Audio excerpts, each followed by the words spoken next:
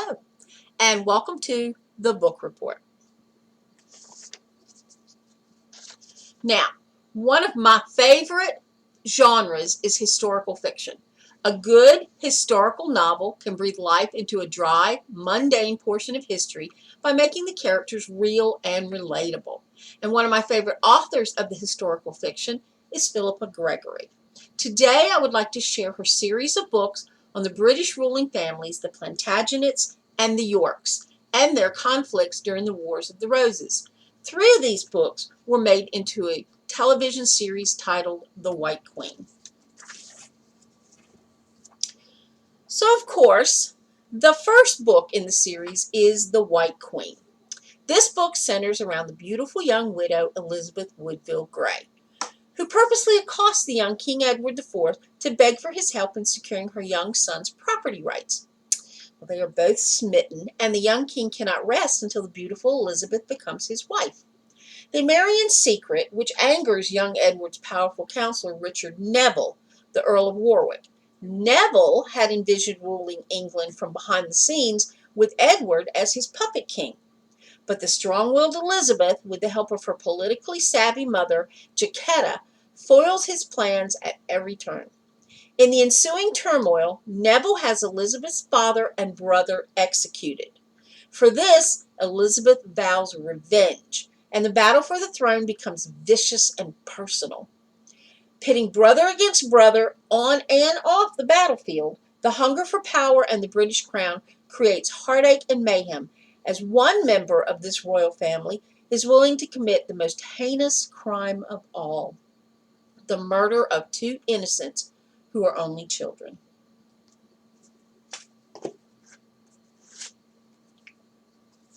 Now, the second book in the series is called The Red Queen. It centers around the mother of Henry VII and the grandmother of Henry VIII, Margaret Beaufort. Suffering an abusive childhood, an unhappy marriage at the age of 12, and a pregnancy and childbirth that almost ended her life, Margaret becomes an obsessed and bitter woman with a firm belief that her line, the Tudor line, has the only legitimate claim to the British throne. Her obsession turns into madness and a willingness to do whatever it takes to put her son Henry on the throne. Using powerful connections, treacherous alliances, and her talent for guile, Margaret sends Henry to live with a relative in Wales, promising him that when he returns, it will be as the rightful King of England. Putting her life on the line, Margaret organizes one of the greatest rebellions of all time. Henry does return, bringing with him a massive army, and he defeats the current king, Richard III. As he ascends the throne, he establishes one of the most powerful lines of the British monarchy, the Tudors.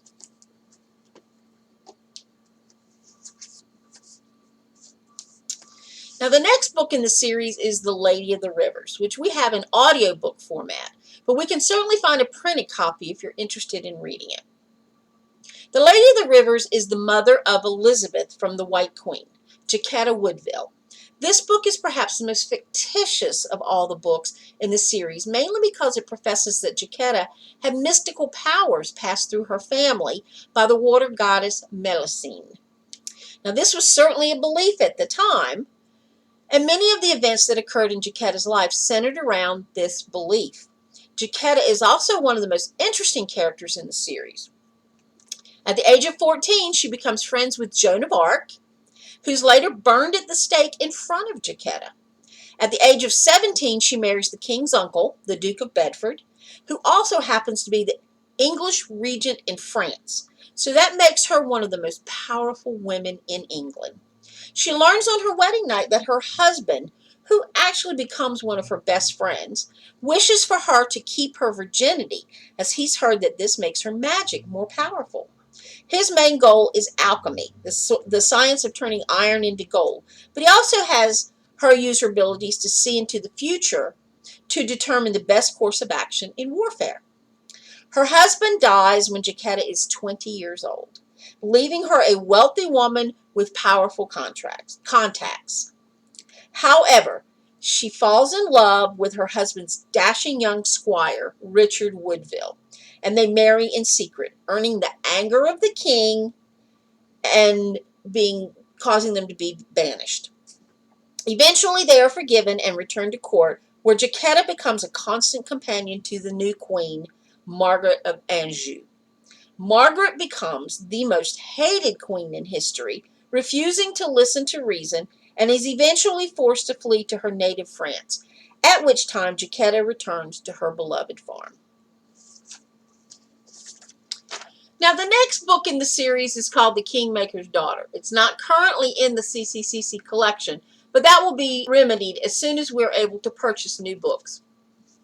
In the first book, The White Queen, we're introduced to Richard Neville, the Earl of Warwick, who had hoped to rule England behind the scenes by putting Edward IV on the throne and marrying one of his daughters to him.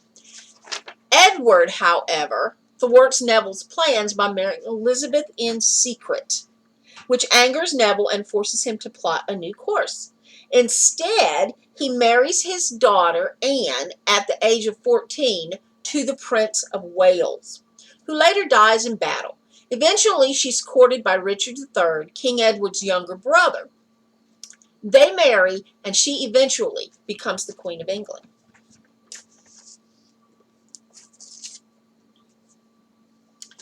Next in the series is The White Princess. It is the story of one of the daughters of King Edward IV and the beautiful Elizabeth Woodville from The White Queen. After her father's death, Edward's younger brother Richard becomes king, although he had to fight many battles, not only on the battlefield, but in the political arena as well, to gain the throne. Elizabeth becomes a favorite of her uncle Richard, who is married to Anne Neville from The Kingmaker's Daughter. As she grows in beauty, she also becomes his lover, and she, at least, falls very much in love. During this time, there is another power play for the throne. Margaret Beaufort from the Red Queen has deemed it her life's goal to seat her son Henry on the British throne. Henry defeats Richard in battle. Defeat usually means to the death. To the dismay of Elizabeth, and becomes the new King of England as Henry VII, a Tudor king. Elizabeth is further disheartened when she learns that she is to marry Henry, her beloved Richard's murderer, as she sees it. She realizes the power she will have as queen to rescue her mother and her siblings from exile, but she does not foresee the twisted plots and subterfuge that will haunt her life.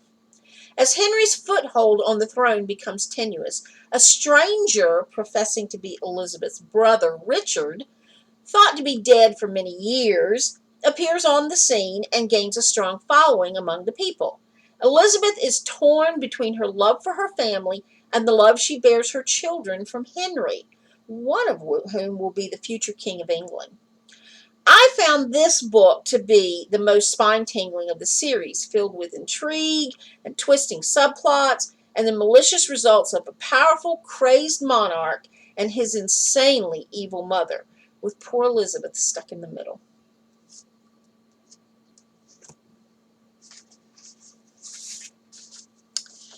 Now, in 2014, Philippa Gregory decided to add another title at the end and change the name of the series from The Cousins' War to the Plantagenet and Tudor novels. Unfortunately, this title is also not in the CCCC collection, but it can be borrowed from another library until we're able to add it if you wish to read it. The great thing about that is you don't have to do anything but let us know you would like it, and we will do all the work. This final book, The King's Curse, centers around Margaret Pole, cousin to the White Princess, Edward IV in The White Queen, and Richard III, the White Princess's lover, were brothers. They had another brother who had also vied for the throne, George.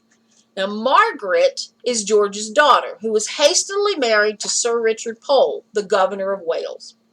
She leads a happy life until her cousin Elizabeth's son, Arthur, first son of Henry VII and heir to the throne, arrives in Wales.